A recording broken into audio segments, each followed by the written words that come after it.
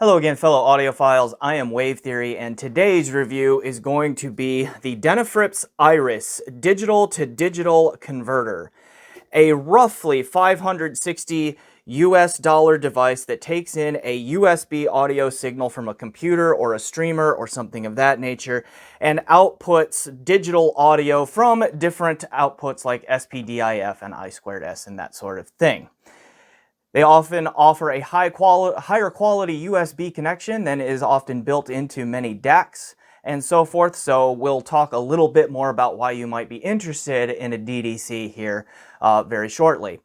But this was loaned to me by a friend of the channel. I am not keeping it. It is either going back to that friend or to a third party who is buying this from that friend here very soon.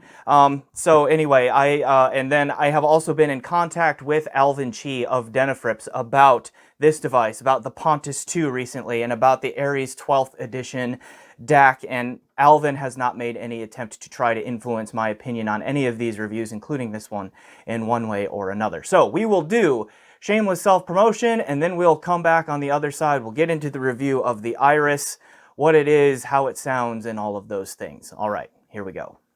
Hey, thanks for watching this video. Please remember to hit that like button, and if you haven't, please subscribe. Also, I have a Patreon set up so that you can help support me on a monthly basis, and I've set up a PayPal donation so that you can help me out in that way too if a monthly subscription does not make sense for you. Links for all of that, including the benefits, in the description below. Please check those out. All right, on with the show. Real quick, let's start off with what is a DDC and why might you want one? And we'll do this for the benefit of any newer audiophiles out there, anyone just exploring this hobby for the first time that sees a device like this and is like, why would you spend over $500 for something that just converts a USB signal to another type of digital signal? Okay, glad you asked. Welcome to the hobby. I will try to unpack that for you a little bit here briefly. If you're a more experienced audiophile and you already know the benefits of a DDC and just want to know how this one performs, use the timestamps below to skip over this part. Okay. So, for the newer audience who may not know, a DDC stands for digital-to-digital converter. Sometimes you see these products called USB audio bridges. And again, from a 1,000-foot view, what they do is they take a USB audio signal that comes directly from a computer or a streamer or any other audio device that has a USB digital output. I shouldn't say any other. Sometimes there are compatibility issues, but hopefully you get the picture here. Takes that USB digital audio signal and converts it to other types of digital outputs, like a Toast-Link optical output, like a SPDIF coaxial digital output, or an AES digital output, or an I2S digital output. Okay, those are the common ones that are used there. Now, why might that be necessary or beneficial? The first big reason is that there are still some DACs out there that don't have a USB input on them. So if you want to be able to take a signal from a computer and put it through that DAC, you will need a device in the middle that can convert the USB audio signal into something that that DAC can use. All right, now that is becoming less and less common, and many DACs these days do have built-in USB implementations and inputs. Okay. In that case, these dedicated DDCs, again, they are dedicated USB devices. Very, very often, the quality of sound that you get out of these, the quality of that conversion from USB to some other form of digital tends to be noticeably higher than the internal USB implementations on many DACs. Okay, so those are really the other reason also might be, I should say, that you have multiple DACs in a system and you want to use the same USB source like a streamer or your computer or whatever to feed all of those DACs, because you may have multiple DAC and amp stacks that you like the sound of each of those together, and you just have different signal chains for your different listening interests and preferences for different kinds of music. Okay? So a DDC will take that one signal and in a safe and high quality way split it into multiple different outputs so that you can run a the same high quality digital signal to all of those different DACs. Okay, so those are really the three reasons why you might be interested in such a device. Why do they tend to like come in for a decent one, like come in at a minimum of like $300, $350? And again, this one is about $560. Well, USB connections are difficult. They are challenging. Desktop computers in particular, but laptop computers do the same thing to a certain degree, often have a very noisy USB, or they generate a lot of electromagnetic noise and electromagnetic interference because of their internal workings, particularly desktop computers. If you get a really powerful gaming graphics card in there, those things can kick out all kinds of EM interference, which just messes with signal flow and all of that throughout the rest of the PC, and that can really leak into a hardwired audio connection like a USB connection. And it takes significant work and circuit design and part selection care to filter out that noise and like reduce the messiness that happens to the audio signal. Okay, so that is not a cheap thing to do, both again from a design perspective and a part selection perspective. And then you also need software to help with that, with drivers and all of that kind of thing. So pulling all of that together becomes not trivial and not cheap. Okay, but to these ears, there can be significant and often worth it, depending on your audio system, but often worth it sonic advantages and benefits to doing this. Okay. With that out of the way, let's talk specifically about the Iris DDC, again, from Denafrips. Now, I called the price of this roughly $560. If you go to vinshine.com to order one of these, okay, I will put a link to that down below. The website defaults to Singapore dollars, and so to figure out the price in USD, and the same basic argument here is the same for euros if you're in Europe right now. Okay, it runs the Singapore dollar price that's on the website through my best guess is just the latest currency conversion algorithm. Whatever the current exchange rate is, that's the price that it's going to spit out in US dollars or euros or wherever it is that you are in trying to order this. Right now, as of the morning that I filmed this video, it comes out to about $560.71 based on vinshine.com's internal conversion there. I have checked that multiple times over the 4-ish weeks that I've had this device in-house, I think, and that price wobbles up and down within about a $3 window. Seems to be hovering around like $560 is the nearest like nice round kind of price point. So that's why I'm calling it a $560 piece that is going to wobble just a little bit as exchange rates wobble. So just keep that in mind. All right. Otherwise, the features on this thing is from its USB input, it will accept 32-bit 768 kilohertz PCM files as a maximum, and of course, all of the options underneath that. And it will output via its I2S 384 kilohertz 32-bit PCM files, and it will also output from the same output up to DSD512. So you have up to DSD512 pass-through on this thing from its I2S output. It has multiple flavors of SPDIF digital audio output, which I will show you in a moment, and from those, it will handle PCM file outputs up to 24-bit 192 kilohertz, and also DSD over PCM conversion up to DSD, it's either 64 or 128. Anyway, I will link to the website down below where you can verify that. Okay, all of that. Okay, so let's look at the build of the unit and that will also help us talk about more features, and then we will get into sound and comparisons with similar devices. Okay, front panel.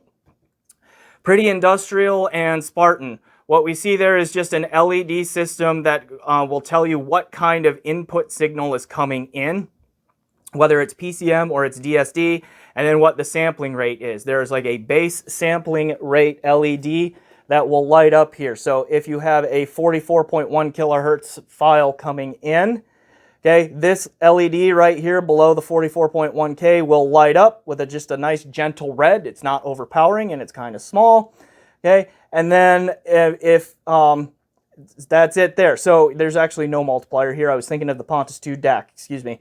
But anyway, you've got LEDs for 88.2, 176.4K and all that. And then on the bottom, 48K, 96K, all of that to handle the different sampling rates coming in. And then, of course, there's a DSD indicator if that comes in as well. And then, of course, with 64, 128, 256, 512, all that, you can tell which DSD signal you're working with there as well. And then USB input, there's a button right here for setup to do things. It's pretty stripped down on the front panel. Just, again, industrial, kind of Spartan, gets the job done, gets the message across. I think it looks fine. Decent looking unit. Okay.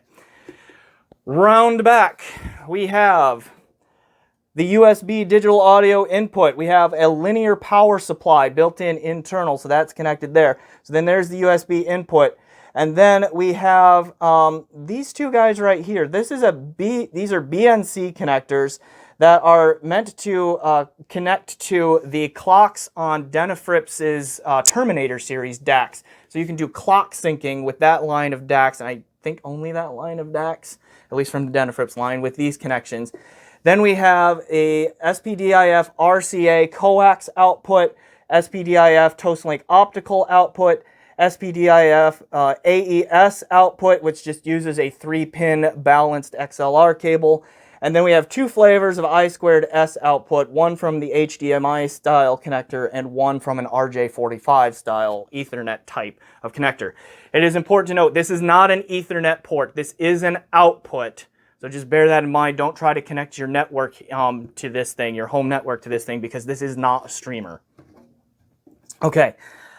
Otherwise, the build here is pretty solid. Okay, nice aluminum case. It has got some heft to it. It's got a pretty big toroidal power supply deal in there, or transformer in there. So it's well built and that sort of thing. Okay. The sound of this. So once you hook up a USB input to this, and again, it will only accept a USB digital audio input. Okay, that's it. But once you hook up a USB output to this, and then you select the digital audio output you want, okay, and with I2S, you do have to be careful with the protocol. Check to make sure that whatever DAC that you want to plug this into either agrees with the I2S pinout on this thing, okay, which I can link to the website where you can check that, or that DAC has the ability to change its pinout assignment so that it will match whatever this is putting out. But even so, once you do this, there is a noticeable upgrade in quality on basically any DAC that I tried here, where I checked this, where we would get where the sound quality coming from the Iris digital connection was just vastly superior to the direct USB connection to whatever DAC was in question. The Denafrips Pontus 2 was that case. The Aries 12th Anniversary Edition, I noticed that to be the case. Okay, Bifrost 2. Let's see, the Gishelli J2S, which I did a recent first impressions of, same deal, okay? It was pretty consistent in that regard. So as far as its primary mission goes, of taking in a USB digital audio signal, cleaning out the noise, cleaning up the signal, making it nice, clean, high quality, and outputting a high quality digital audio output from all the digital outputs, it does it, and it does it quite well, okay? So it is quite clean, quite clear, lots of detail and resolution and texturing comes in. It just creates a generally smoother, richer, more natural sound to it with more definition, more refinement and all of that than direct USB connections to a great many DACs that are in a price range that you might think about matching this kind of a product to. Okay. Now, that said, does it impart its own kind of signature to it? And a little bit. This kind of came out in comparisons with another DDC that I will talk about in a moment, but this DDC does impart a little bit of the Denafrips house sound, okay, to the sonic characteristic and to the presentation. What does that mean? Generally, my ears have told me with the Denafrips products that I've had the opportunity to listen to that they tend towards a little bit warmer, perceptive frequency response. So a little bit more like upper bass, lower mids, kind of mid bass presence to give it that sense of warmth, and sometimes a slightly rolled off top end. They also tend to be a little bit more relaxed and laid back kind of presentation, and they tend to be very wide and expansive in their sound stage. Right. Now with their DACs in NOS mode, they can be a little bit more energetic and lively in their presentation too, even though the detail presentation is pulled back and just a little bit more relaxed kind of a thing. Just the energy of the sound is a little bit higher than average. This DDC here imparts many of those flavors on its own, right? It is a little bit warmer, I think, than true neutral. It has a little bit of that smoothness to it. Okay, and it definitely has a wide, expansive sound stage to go along with it. All right, so it has a little bit. Now, these are not huge things. Does it make the overall sound signature? If you have a neutral signal chain that you think is just dead neutral, is this going to completely make the whole system warm? Like, is it going to affect it that way? No, but it is going to inject just a little bit of a hint of warmth. It might widen your soundstage just a little bit kind of thing, and it might just smooth out the detailed presentation just a little bit. There are going to be small differences, but they might be detectable. Okay, which output on this thing is the best? Okay, meaning which of these digital audio outputs sound the best?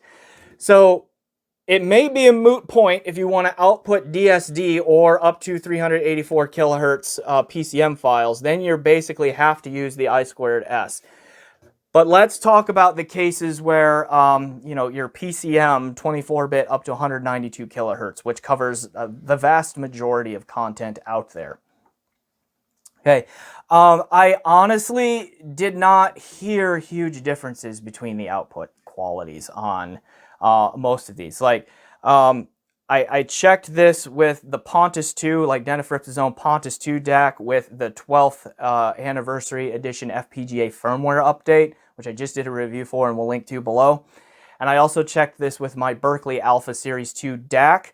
Okay, in both cases, those things would have been feeding my Vioelectric HPA V281 amp, and then also, kind of rotating through Hi-Fiman Susvara, Hi-Fiman HE1000 SE, and an original Focal Utopia as the reference headphones there.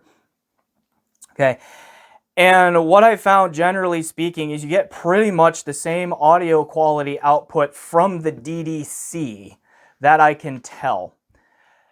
If you notice a sonic fall off from different kinds of digital outputs here, I think that is mostly on the DAC. Like, for example, with the Pontus 2, I did notice a definite decrease in quality moving from either the I2S connection or an AES connection to an SPDIF coax connection, all using the iris here at the same time.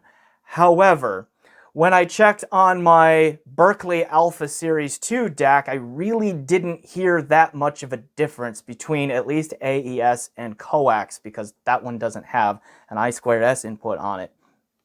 Okay, so I think all of the outputs here, at least the ones that use electron-based transmission, I didn't do as quick a check with the Toastlink, because I tend to not use Toastlink for critical listening all that often. Okay, but anyway, I didn't notice a huge fall off there. So I think what output you use, you're pretty safe to just match that to what works best for your DAC. Or if you need to output DSD or higher sampling rate PCM, you're going to have to use the I2S. Okay, but they're all good, and that's good news. All right, real quick, let's compare it with my Singxer SU2 DDC, which is the one that I've had in-house for like 2.5 years now and has served me quite well. That piece is currently, the Singxer SU2, which I have a review for and will link down below, is currently selling for $470 US at a variety of retailers here. So roughly a $90 price difference there. Now, the SU2 has a couple more output options on it. It also has an I2S, it has an AES It does not have a Toast-Link output though, and it exchanges the Toast-Link output for two flavors of SPDIF coaxial output.